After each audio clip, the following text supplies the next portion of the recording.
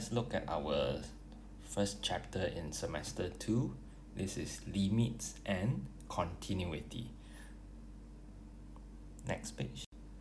So on this page, what we can see, so let's see, we have the syllabus on top and we go straight to the notes, limits. So we have the notes here, right hand limit and left hand limit.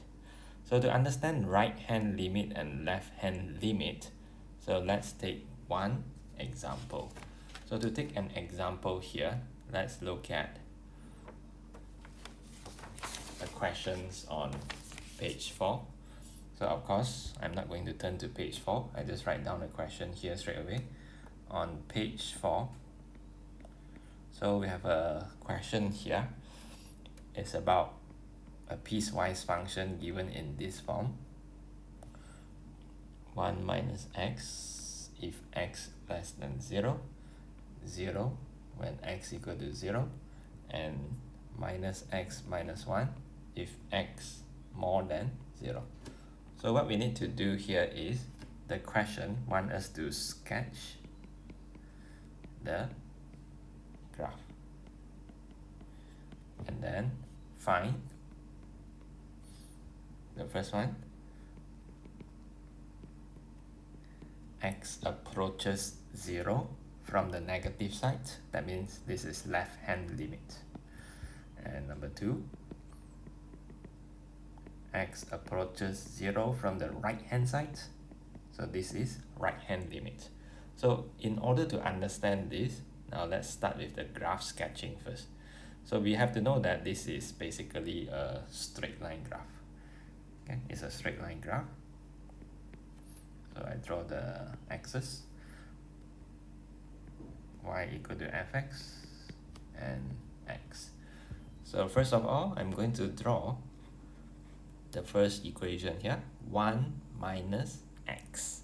So it's a straight line graph. I know the gradient is negative, the y-intercept is 1.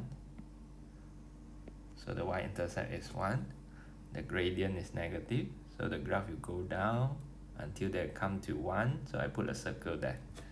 So I put a circle there to show that x cannot equal to 0 for these functions.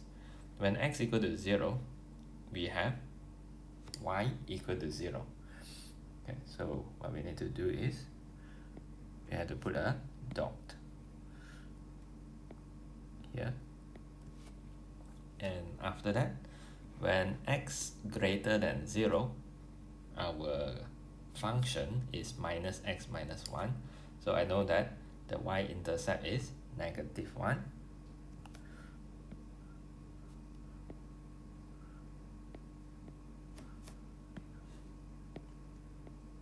Okay, so I'm going to circle up negative 1 here. The gradient is negative, so the graph keeps going down. Okay, now I label the graph. This is y equal to minus x minus 1, and this one is y equal to 1 minus x. Okay, so I have done the graph sketching. So once I have done this, now we can find out the left hand limit in this way. Left hand limit, x approaches 0 from the left hand side. So what we need to do, okay, let's say I use red color to represent this thing.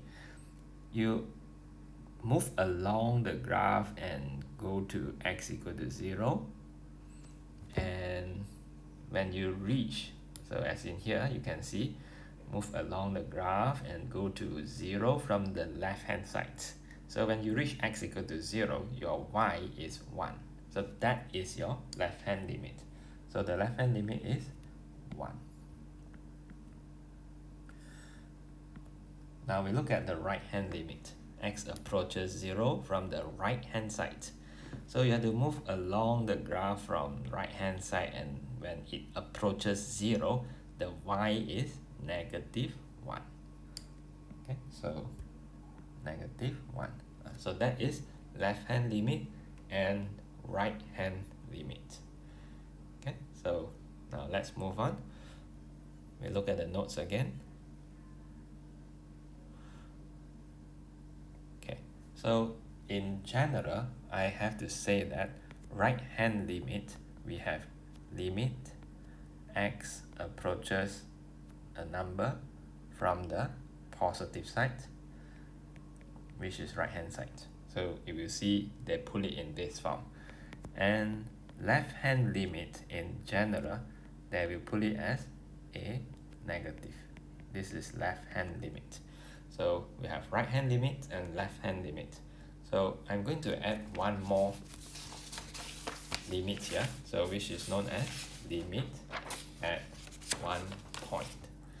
Okay, so I put it as C, limit at one point.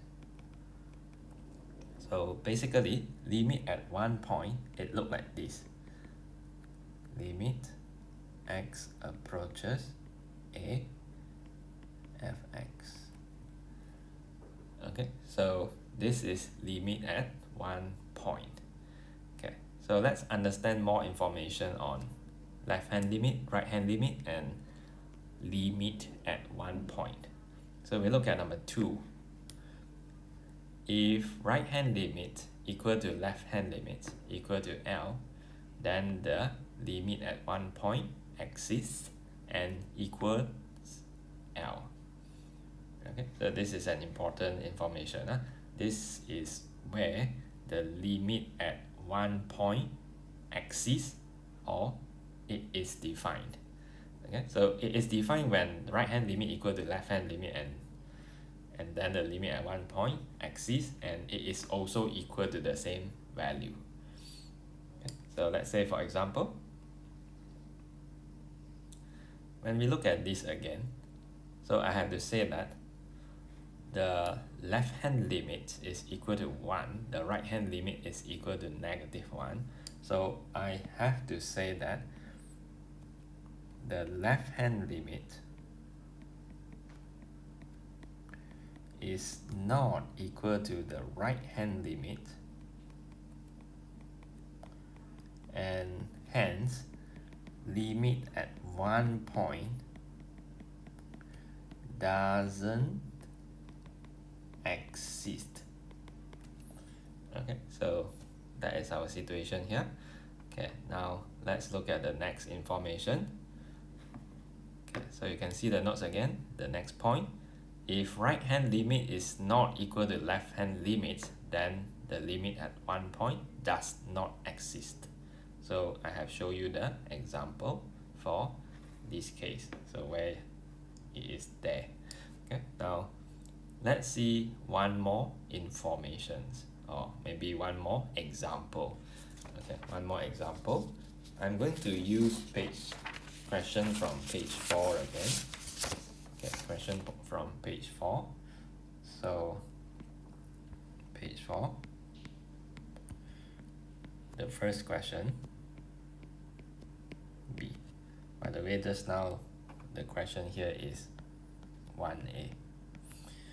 Okay, so now for question in 1B, they give us a piecewise function as well, which is x plus 1 squared, x less than -1, x for interval from -1 to 1, and then 2x minus x squared when x greater than 1.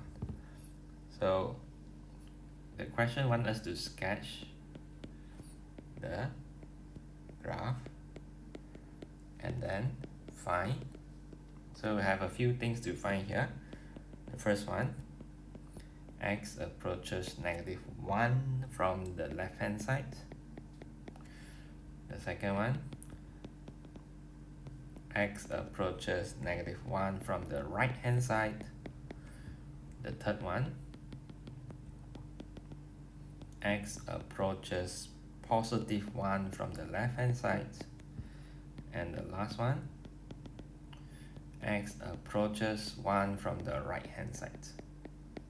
Okay, so we start with the graph sketching. So what we have here is a quadratic graph, x plus 1 squared. Okay, so I'm going to draw out x plus 1 squared, the whole graph, without caring about the limits over there. So let's take a look. I know minus 1 is the root and it's a repeated root, so the quadratic graph will basically touch and go. It will be like this. So this is the whole graph of y equal to x plus 1 squared. But now we have an interval given here, x less than minus 1. So meaning that we can't take the whole graph, we can only take left hand side of minus 1, the red color part. The second one, y equal to x. It's a straight line graph like this. This is y equal to x. When x is minus 1, y is minus 1. When x is 1, y is also 1. So we can't take the whole straight line. We can only take from minus 1 to 1, as you can see from the graph. Okay, now the third one. We also have a quadratic here, 2x minus x squared. So imagine I factorize it, x, 2 minus x. So by factorizing, I know the roots are 0 and 2. And I know this is a set face graph. So the whole graph will look like this, 0, 2, and a set face graph. So of course, if you want to find the maximum point, that is easy. We take the middle, 1, and we substitute 1 into the x. So imagine I substitute 1 here. 2 times 1 is 2, minus 1 squared. 2 minus 1 is 1. Okay, so the maximum point is 1. 1, 1. Okay, so that's the maximum point. Again, we can't take the whole graph from the interval given. As you can see here, x greater than 1. So we can only take 1, I put in red color, 1 onwards. Okay, so now we are going to combine our results. Combining these results, our final graph will look like this. X, y equal to fx. So the first graph,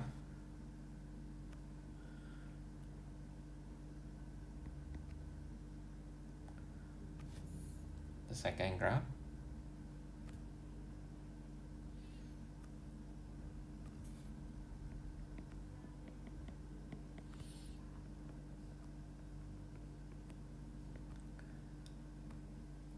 and the third graph. So for the third graph, you realize that they are like joining. Okay, they are like joining with the second graph. So where it joined from here and then it go down. Okay, so we just continue. Okay, so it is like this. Now let's label it. The first graph, y equal to x plus 1 squared. The second graph, y equal to x.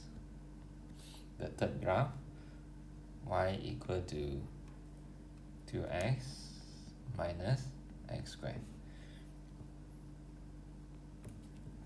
Okay, so once we get the graph, now we can answer the questions one by one. So the first one, x approaches minus 1 from negative side, from left hand side. So I use red color to show how we get the left hand limit. So you have to approach negative 1 from left hand side. You move along the graph and you reach negative 1, the y is 0. Okay, so the answer is equal to 0. Now second one, x approaches negative 1 from the right hand side. This is right hand limit. So you move along the graph from right hand side of negative 1. When you reach negative 1, that means it's here, the y is minus 1. Okay, so this is the right hand limit, minus 1.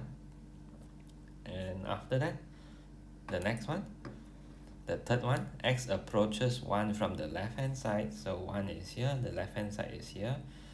Okay, we move along the graph. When we reach x equal to 1, the y is 1. And finally, x approaches 1 from the right hand side. So you move along the graph from right hand side. When they reach 1, the y is 1. Okay, so let's discuss a bit about limit at one point. Okay, so let's see, I put it in green color. For this case, I have to say that limit, the left hand limit is not equal to the right hand limit, and hence limit at one point doesn't exist. Okay, now we look at the second one, this one. So we can see that the left hand limit is equal to the right hand limit, and they're both equal to 1. Hence, limit at one point is also equal to 1, and it exists. Okay, so this is the relationship between left hand limit, right hand limit, and limit at one point. So now let's move on. We look at the notes again. 7.2, continuity. So we look at the notes here. A function f is continuous at x equal to a if the limits at one point and fa both exist and are equal. So example, that means limit at one point is equal to L and fa is also equal to L. Okay, so to understand this concept, we have to use some example over here. Okay, so let's say we look at one question from page 4.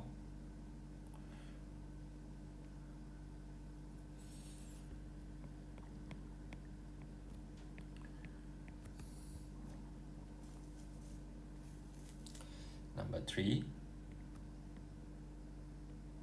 A. So you are given with a piecewise functions.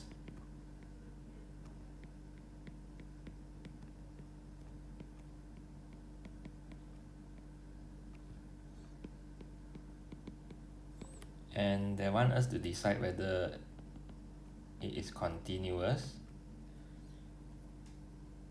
at x equal to 2. Okay, so what we can do here, we can sketch the graph if you want. So let's say I just sketch it out. It's not that hard to sketch this graph. Okay, so let's say x squared minus 4.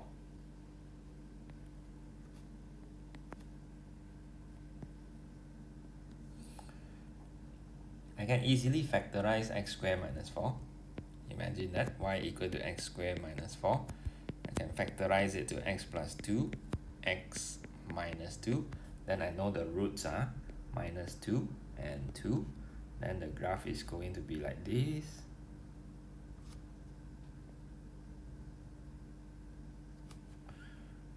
Okay, so in this case, we have to know that x cannot equal to 2. So when it's 2, I'm going to put a circle there. Okay, put a circle here to show that our x value cannot equal to 2 for these functions. Now when x equal to 2, y is equal to 3. So that means when x equal to 2, y is equal to 3. It's a point somewhere here. So this is y equal to fx versus x. Now let's label this is y equal to x squared minus 4. So to determine whether the functions continuous at x equal to 2, so first we need to check the left hand limit.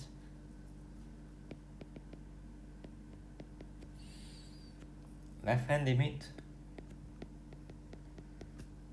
you approach 2 from the left, so you get 0. Right hand limit, you approach 2 from the right, you still get 0. So we have to say that left hand limit equal to right hand limit equal to 0. Hence, limit at one point is also equal to 0. It exists. Okay. Now the second thing, f2 is equal to 3.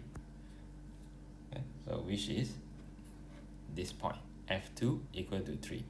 When x equal to 2, y equal to 3. Okay, so from here we can see that the limits at one point is not same with f2. Hence, it is not continuous at x equal to 2. So this is the working for us to show that it is continuous or not continuous. So basically from here you have to see that we have to check left hand limit and right hand limit, then you have to check limit at one point, then you have to put the particular x value into the function and check the value of y, so which is this one. Then you have to check whether the limit at one point equal to this or not. If they are equal, then it is continuous. Now let's look at the notes again.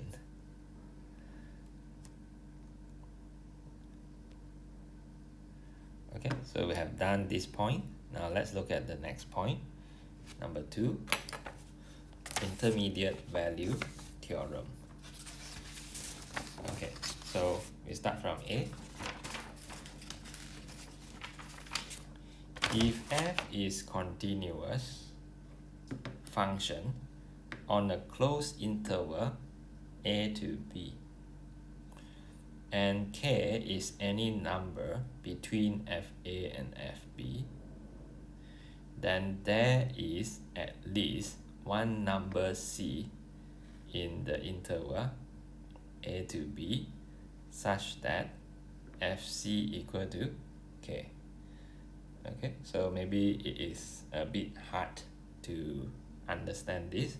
Okay, now I draw out a graph and then I explain from there. Okay, so imagine I have a continuous function from a to b.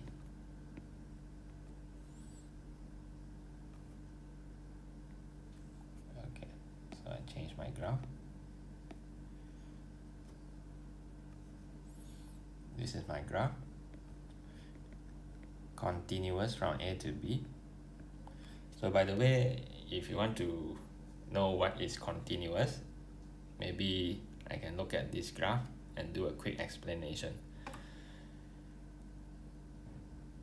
So if you see the graph is joining up, as in here, and then it's continuous.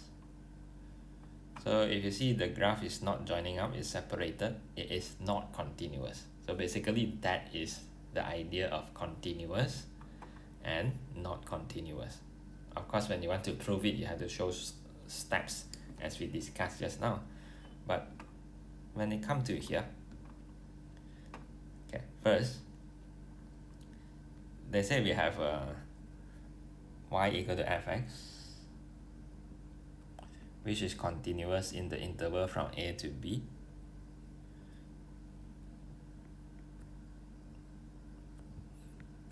And now they say, okay, let's say before I continue with the intermediate value theorem. Okay, I put more information first.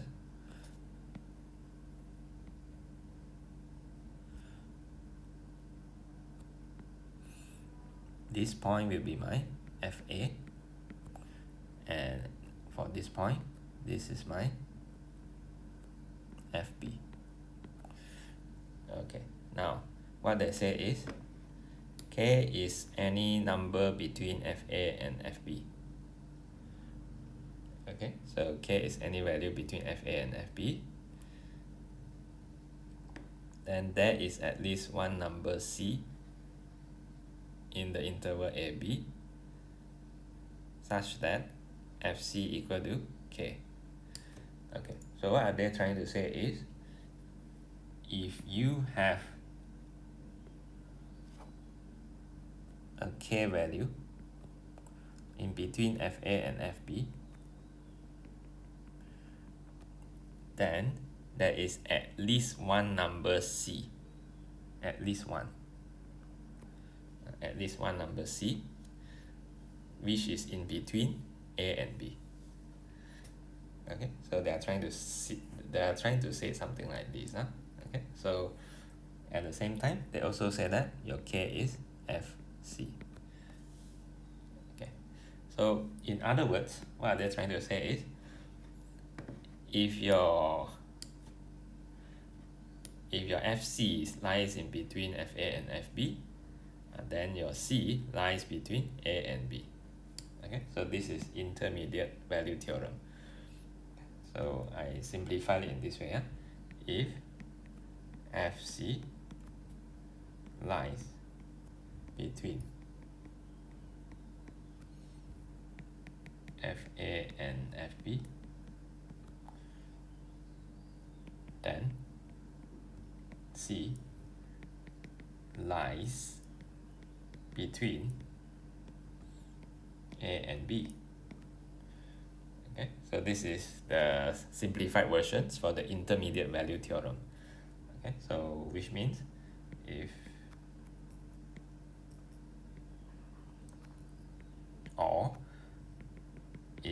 FC in between FA and FB, then C in between A and B. Okay, so let's discuss one point here. They say there is at least one number C. So for my case here, one number C only. How come they said at least one number C? So in what situation it will have more than one number C? Okay, I'll give you another example. Okay, so let's say I have a continuous graph in between A and B in this way. A,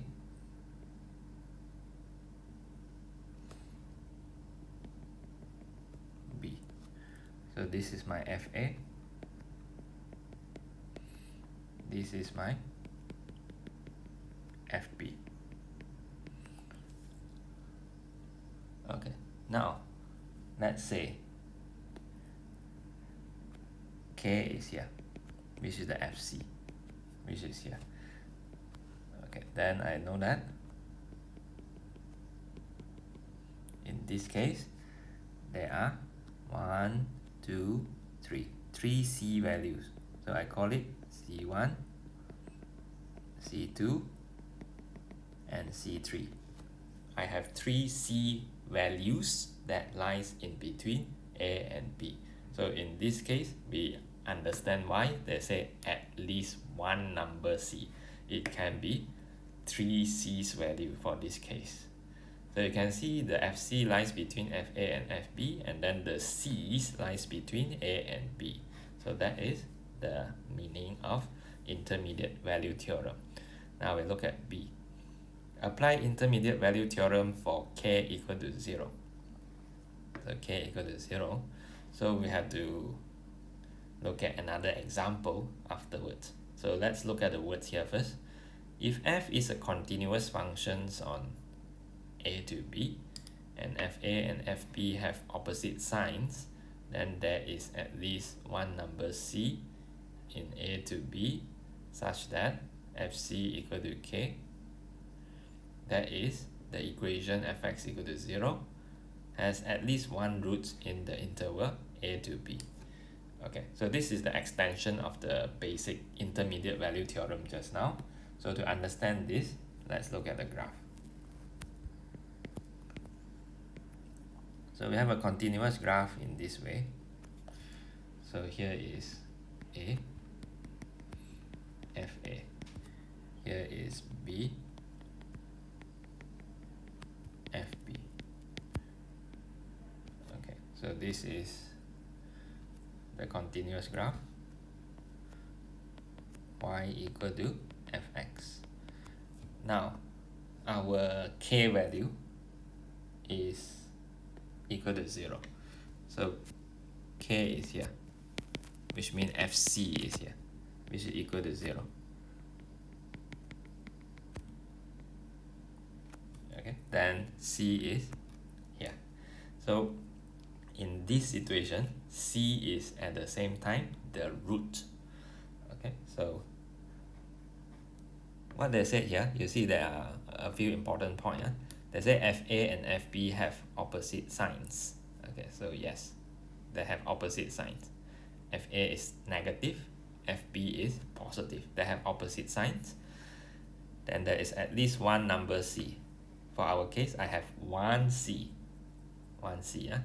Okay, so in the interval A to B, such that FC equal to K.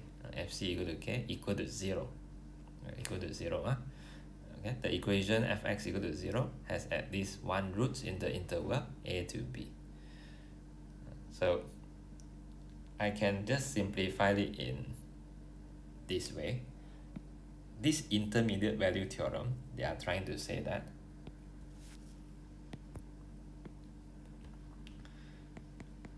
if FA and FB have opposite sign. You know when they have opposite sign, right? So you multiply them, you will get less than 0. For example, if this is positive, this is negative, you multiply them, you get negative. You get less than 0. If this is negative, this is positive, then you will get less than 0. So that's why, in general, I can put it in this way. If they have opposite sign, you multiply them, then you will get less than 0. So if FA, FB less than 0, then there is at least one root in A to B. So in what situation that we have more than one root? Okay, for example,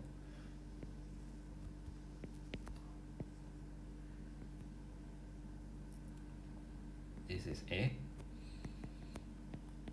FA. This is B, FB, X, FX. So as you can see here, FA and FB have opposite sign. And in this case, there are how many roots? 1, 2, 3. Okay, so 3 roots. 1, 2, 3. 3 roots. So that's why they said there is at least one root. It can be one root or more than one root. For this case, there are 3 roots. Okay, so this is intermediate value theorem. And sometimes I just call it sign test. Sign test, when there is a change of sign, then the roots lies in between. It's a sign test. Okay, so example. I'm going to use one question here. Question from page 6, number 7.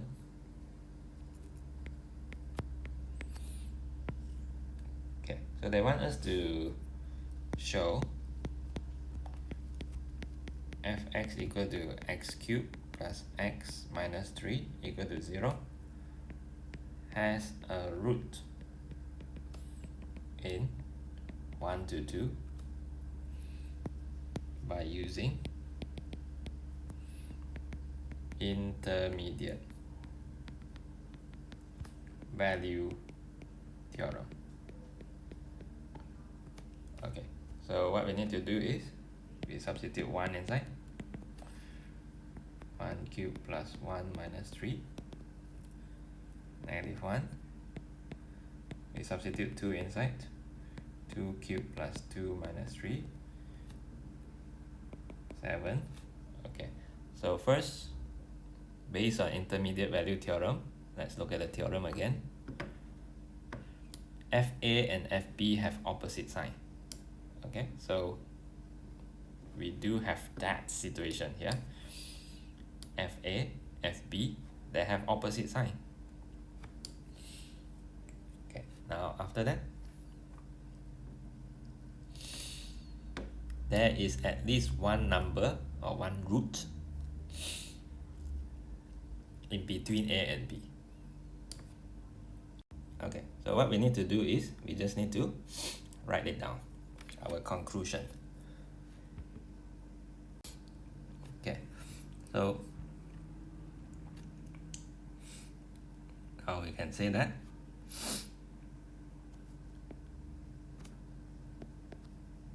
F1 and F2 have opposite signs. Okay, then after that, there is a root in 1 to 2. Okay, so that is how we apply intermediate value theorem. Okay, so let's look at these subtopics. Limits involving infinity. So we have the theory here. The first point, if x approaches a from the right hand side. So if this is too blur for you, I can write it again. X approaches a from the right hand side of the functions, and you get plus minus infinity. Or x approaches a from the right hand side of this function f, and you get plus minus infinity as well. Then x equal to a is a vertical asymptote of fx. Okay, so let's say example. I start from the basic. I know that if I have fx equal to 1 over x, I know that the graph is like this.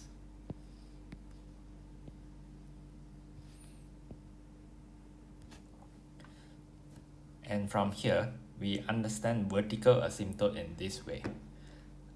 As you can see, the graph is parallel with the y-axis. Okay, as in here and here. So this is the vertical asymptote. So the y-axis is the vertical asymptote. So vertical asymptote is a line where the graph parallel to it when it is infinity. Now let us understand vertical asymptote based on the first point here. If x approaches a from the right hand side. So for our case, it refers to this part. And we can put it in this way. The limits of x approaches 0 from the right hand side of 1 over x, and you can see it here. So when the graph is getting closer and closer to 0 from the right hand side, so you can see the graph is keep going up to the positive infinity. So it is equal to positive infinity. And then when x approaches 0 from the left hand side, so as you can see here, this is the part of graph that we are considering. Okay, so what happened is it is keep going down, and that is where the y is equal to negative infinity. Okay, so this is where it fulfilled the first point. The limit of the right hand side is equal to positive infinity. The limit of the left hand side is equal to negative infinity. Then x equal to 0 is a vertical asymptote. Okay, so x equal to 0 is a vertical asymptote. So x equal to 0 is basically this line. So I put it in blue color. This line is the vertical asymptote. X equal to 0. The vertical asymptote. So remember the idea, the graph will parallel with the vertical asymptote when the y is plus minus infinity. Okay, now let's see another point here, the second point. If the limits for x approaches plus minus infinity fx equal to k, then y equal to k is a horizontal asymptote. Okay, so I will make use of this as my example. So I know that this is the horizontal asymptote. As you can see, when x approaches plus minus infinity, so x approaches positive infinity at this side, and x approaches negative infinity at this side. So you will realize that the graph is approaching the x-axis. So approaching x-axis. X-axis means y equal to 0. So because of that, y equal to 0 is a horizontal asymptote. Okay, now I'm going to put this statement according to this example. Okay, so let's take a look. We have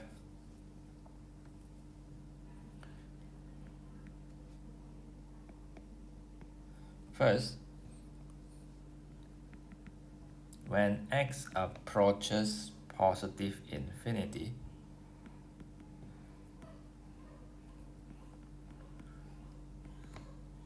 so we get 0. Okay, so you look at the green color arrow. So I'm going to put it here, which is this part.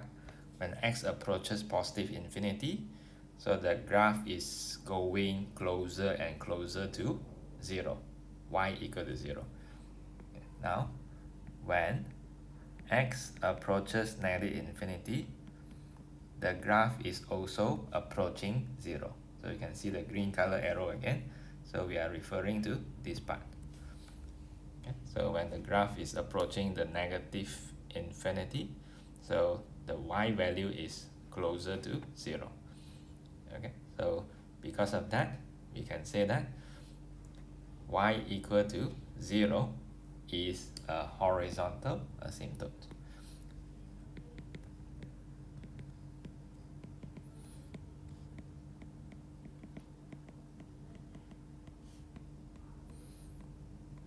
So the horizontal asymptote is this line. So I put it in green color. This line, y equal to 0. This is the horizontal asymptote. Okay, so in conclusions, I have to put it in this way. In order to find vertical asymptote, we have to say that the y is approaching plus minus infinity. Your x is approaching what value? Okay, so this value will be the vertical asymptote. For horizontal asymptote, the conclusion is when x approaching plus minus infinity, your y approaching what? And this value will be the horizontal asymptote. Now let's see more example. So I will use example on checkpoint 7.3 on page 7. So let us look at question 1. So what happened here is they want us to determine the vertical asymptote of the graph of the function fx equal to 2x plus 1 over x. So we want to find the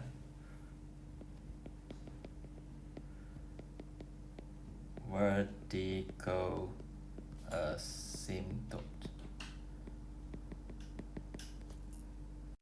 Okay, after that, the question wants us to find when x approaches plus minus infinity,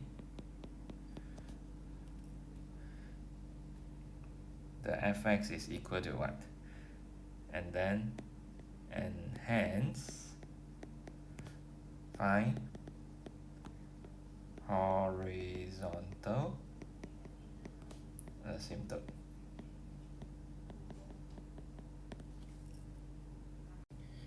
So we need to sketch the graph.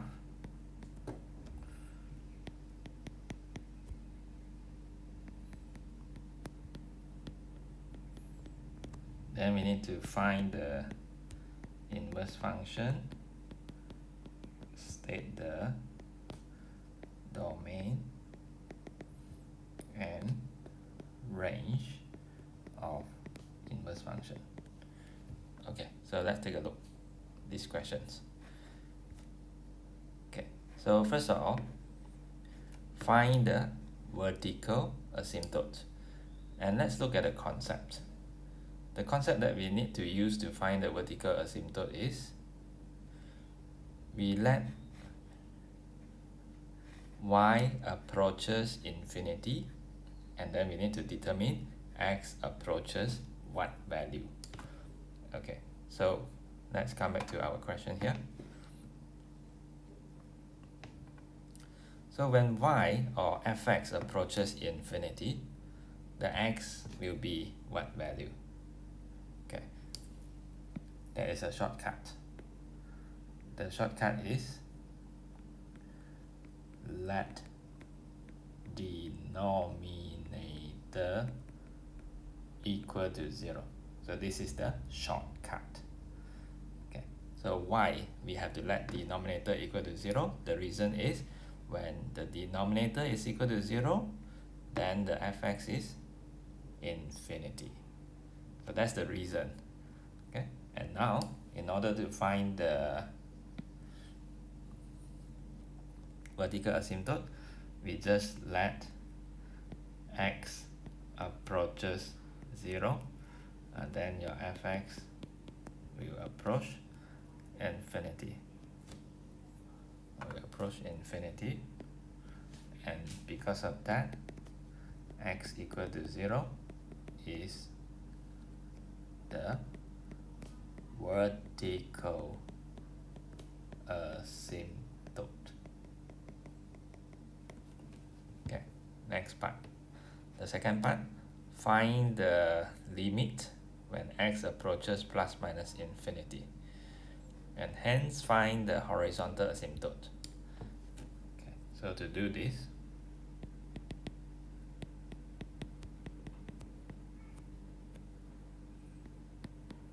we have to divide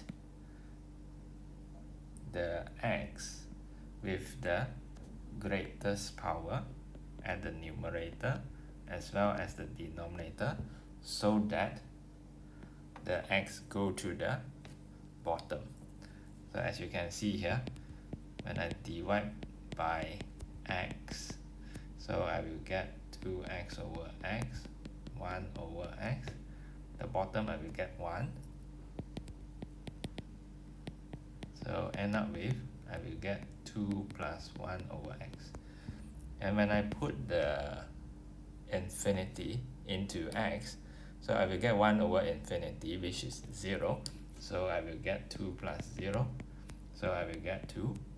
And because of that, the horizontal asymptote is y equal to 2.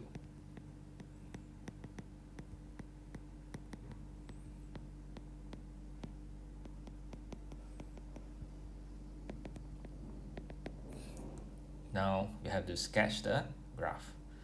Okay, so when we sketch the graph, we need to know that our function is fx equal to 2x plus 1 over x. So if I simplify this, I know that this is basically 2x over x, 1 over x, so which is fx over 2 plus 1 over x. So we have discussed just now, the graph of 1 over x is like this. This is the graph of 1 over x. Now we have the graph of 2 plus 1 over x.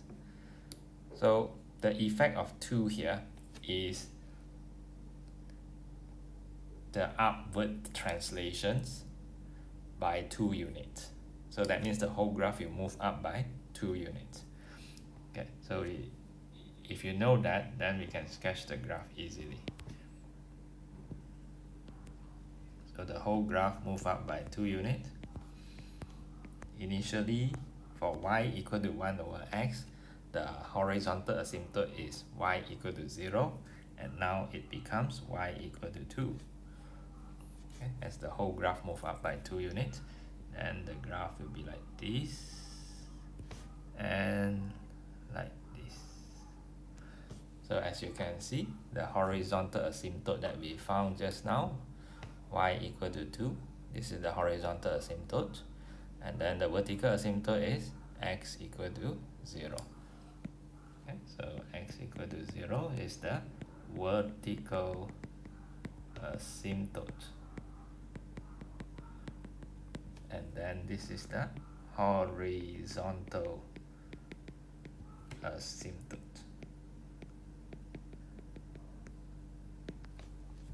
Okay, now let's see the next part.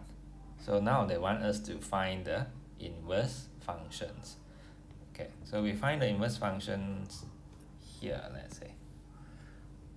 Okay, so to find the inverse function, I let inverse functions of x equal to y. Then I shift the inverse function over there, it becomes fy. So fy is basically changing the x to y, changing here to y as well.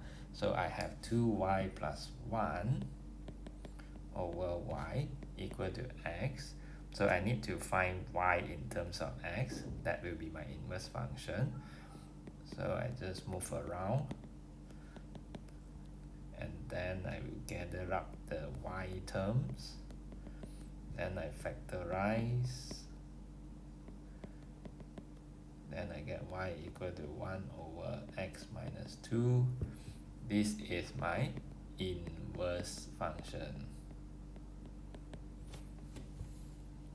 So once you get the inverse function, now we need to state the domain and range of the inverse function. So we have to know that the domain of inverse function is equal to the range of function f. So if I look at the graph here, I can see the range easily. The range means the interval of y. So you can see the graph can take all kind of y value except 2. Okay, so we can put the range as, let's say one of the way to write it will be like negative infinity to 2 union with 2 to positive infinity. So if you don't want to write in this way, then you can write it as x is a real number except 2. Okay, now we want to write down the range of inverse f. So the range of inverse f is basically the domain of f. And from here, we know that if you look at the graph of f, so basically the domains of f, right, which is the x interval, and you can see that it can take all kind of x value except 0. Okay, so we can write it in this way. For example, it can take from negative infinity to 0 and then 0 to positive infinity. So if you feel like you don't like this way, then you can also write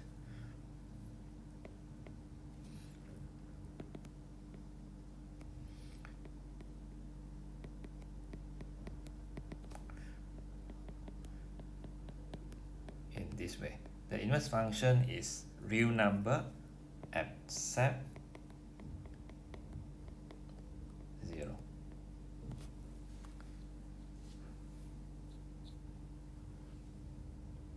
Now let's move on. So on this page you have the piecewise functions where we discussed before when we go through left hand limit and right hand limit. So this is about the questions from the checkpoint. So you can see limits here and there. And then on this page we have limits again, as well as continuity as in checkpoint 7.2. Then this is the question that we did just now. It's about the limits involving infinity, the horizontal and vertical asymptote. Answer. And these are the past year questions. And past year question again. So most of the question in the past year question here is about limits and continuity, and you will realize horizontal asymptote and vertical asymptote is not here, basically because they will ask together with differentiation in chapter 7. And these are the answers from the past paper. So we have done for this chapter.